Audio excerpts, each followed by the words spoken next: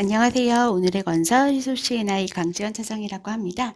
오늘은 소방시설 공사업의 등록 기준에 대해서 알아보도록 하겠습니다. 우선 소방시설 공사업의 업무 내용은 설계도서에 따라 소방시설을 신설, 증설, 개설하고 이전, 정비하는 사업을 할 수 있는 공사업입니다. 전문 소방과 일반 소방으로 나눠져 있고요. 일반 소방은 다시 기계와 전기 분야로 나눠져 있고요. 분야마다 할 수 있는 공사의 업무의 범위가 정해져 있으니 면허를 취득하려고 하는 회사에서는 어떤 사업이 주력하실지를 생각하셔서 거기에 맞는 업종을 취득하시면 됩니다. 그리고 면허 취득을 하기 위해서는 자본금과 기술자, 그 다음 공제조합 출자, 사무실 4가지 등록 기준에 충족이 되어야 하고요. 오늘은 그 기준 4가지를 알아보고 접수는 어디에 해야 하는지, 처리 기간은 얼마나 걸리는지 알아보도록 하겠습니다. 자, 우선 첫 번째, 자본금. 소방시설 공사업의 자본금은 1억이에요. 근데 이 1억이 전문 분야냐, 일반 분야냐, 개인 사업자냐, 법인 사업자냐 상관없이 모두 동일하게 1억의 자본금이 충족이 되어야 하고요. 이 자본금이 보유되었음을 공적으로 증명할 수 있는 서류가 기업진단보고서 또는 재무관리상태 진단보고서를 준비해 주셔야 됩니다. 이 서류의 발급은 경영지도사나 회계사, 세무사가 진행을 할 수 있고요. 기정을 하고 있는 세무사나 이제 특수목적 관계인 경우는 진단을 할 수 없습니다. 저희 해솔CNI 같은 컨설팅 업체에서도 진단 보고서 발급을 도와드리고 있으니까요.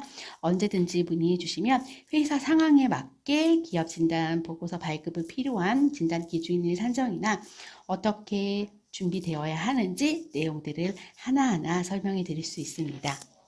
자, 그리고 두 번째, 조합 출자가 있습니다. 소방시설 공제조합의 출자금을 예치해야 되고요. 자본금의 한 20%, 약 2천만 원에 되는 금액이 조합에 예치되셔야 됩니다. 이때 예치되는 금액은 면허를 접수하고 나서 바로 뺄 수 있냐? 그거는 아니고요. 면허를 가지고 있는 동안은 항상 예치가 되어 있어야 한다는 부분인 거, 사용하실 수 없다는 거, 그리고 일정 기간이 지나면 보험 약관 대출받는 것처럼 대출받는 건 가능하지만 이제 면허를 가지고 계시는 동안은 뺄 수 없다는 거, 이게 중요한 포인트니까요. 그건 잊지 말아 주시고요. 이제 출자를 하고 나면 자본금 예치 확인서라는 서류가 발급이 가능합니다. 이 서류가 접수 시에 반드시 제출이 돼야 돼요. 이 서류가 제출이 돼야만 해당 회사가 조합에 출자했구나 라는 걸 확인할 수 있기 때문입니다. 자, 그리고 세 번째, 기술 능력. 소방시설 공사업은 아까 얘기 드렸던 것처럼 전문가 일반으로 나눠져 있고요. 거기에 따라 필요한 기술자의 인원수는 차이가 있습니다. 전문 소방시설 공사업 같은 경우는 3명 내지 4명의 기술자가 필요하게 돼요. 그게 왜 그러냐면 주인력이 들어가는 기술자가 소방시설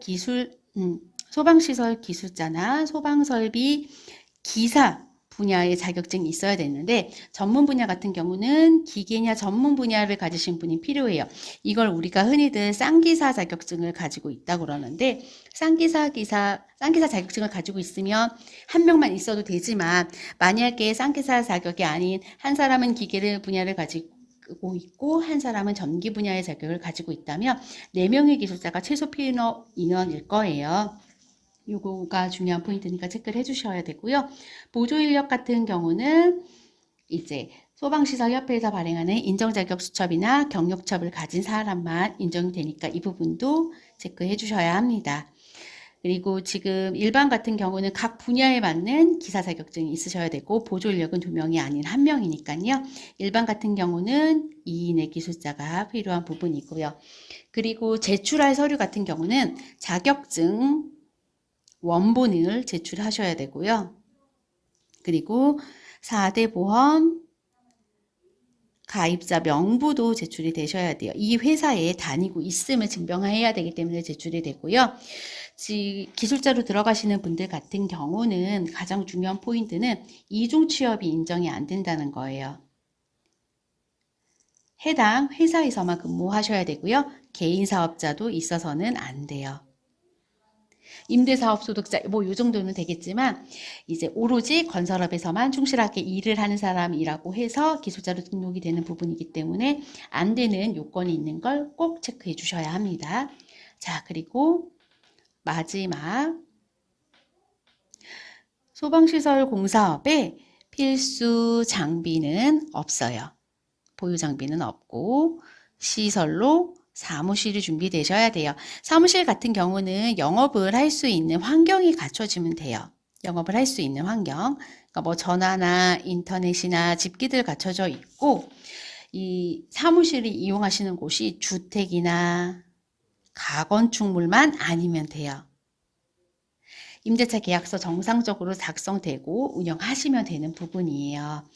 네, 그러면 되니까 걱정하지 않으셔도 되고 어려운 부분은 아니에요. 그리고 소방시설 공사업의 접수는 사업장 소대지에 시도협회에 접수를 하게 되고요. 법정 처리 기간은 영업일 기준으로 15일이 소요가 됩니다.